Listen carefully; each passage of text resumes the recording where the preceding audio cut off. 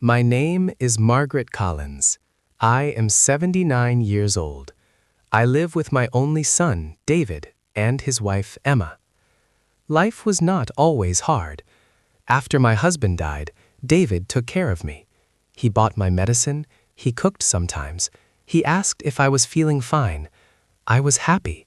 I thought I would never be alone. I remember the first week after my husband died. David woke up early to make tea. He made sure I ate breakfast. He sat with me in the evening and asked about my day. I felt safe and loved. But slowly, things began to change. David started coming home late. At first, I thought he was just tired. He would walk quietly, shoulders slumped, and sit for only a few minutes before leaving the room. "How was your day, David?" I asked. "It was fine, Mother," he said. Emma began complaining more often. "We cannot afford everything, David. The food, the bills, your mother's medicine. It is too much." David rubbed his forehead. "I know, Emma. We will manage," he said. I often heard them arguing in the kitchen. I tried to ignore it, but I could hear every word. "You spoil her too much," Emma said angrily. "She is my mother. I will not leave her," David said. "I am not talking to you," Emma said. "I am talking to reality." I held my blanket tight and stayed quiet. I did not want to be a burden. Some nights I lay awake listening to their voices and footsteps. The house felt colder. Days passed. Emma spoke less to me. When she did, it was a command or a complaint. David stopped asking about my day. He no longer sat with me in the evening. I ate my meals alone, my hands shaking. Some mornings I tried to pour tea. My hands shook and some spilled on the table. Emma sighed from the kitchen. I froze, pretending nothing had happened. Some evenings I walked slowly to the kitchen with my cane to get water. David passed me without a word. I felt invisible. I wanted to speak. "David, can we talk?" I whispered. He looked at me and shook his head. "I am busy, Mother," he said, and walked away. One evening I was sitting in my room pretending to read. I heard them talking in the kitchen. Emma said, "We cannot keep her forever. The medicine, the food. One day we will have to leave her somewhere." David's voice was low. "I know, Emma. I will think of something." My heart sank. A cold fear spread through me. Could they really leave me alone? I wanted to say something, but I did not. I remembered David's small hands holding mine when he was a child. I remembered his gentle voice. "He will not let this happen. He is my son.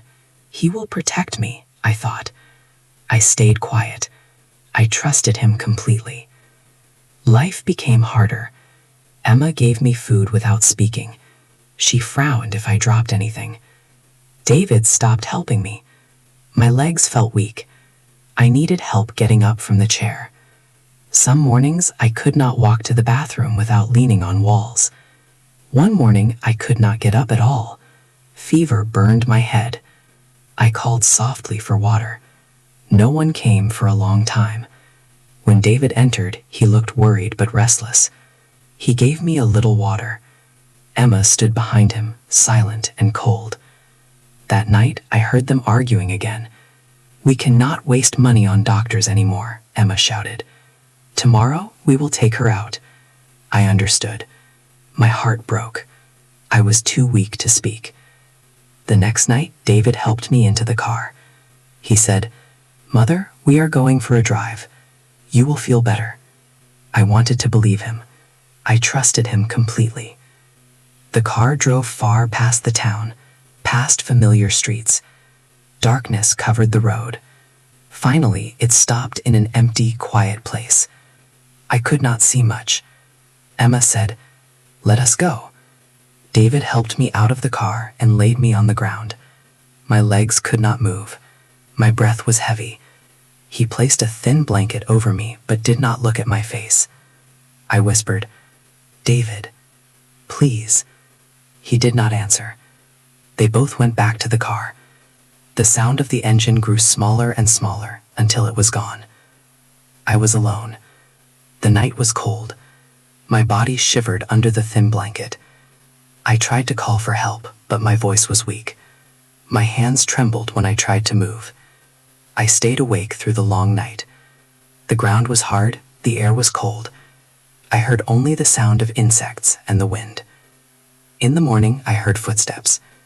A man's voice called out, "Ma'am, are you all right?" I opened my eyes slowly. A tall man bent over me. He gave me water from his bottle and quickly took out his phone. "Do not worry," he said. "I will call the police."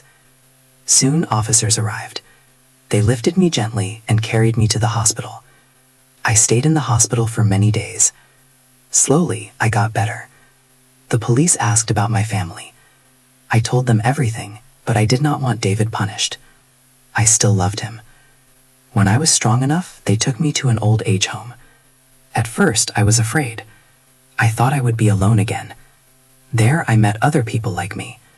Some were laughing, some were making sweaters, some were playing cards. Slowly, I joined them. I met Rose. She liked to sing old songs. I met Henry. He always told jokes. We became friends. One afternoon, Rose said, "Come, Margaret, let us sing." I laughed softly. "I have not sung in a long time." "Then today we sing," she said. I sang. My heart felt warm. I felt alive again. I walked slowly through the garden, feeling the sun on my face. I talked to friends, shared stories, and laughed quietly. For the first time in many years, I felt I belonged. Sometimes I still think of David.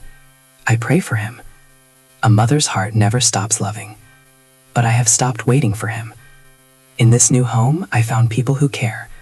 I found love in strangers who became family.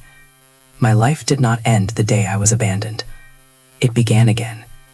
Even at 79, I can say I am not alone anymore.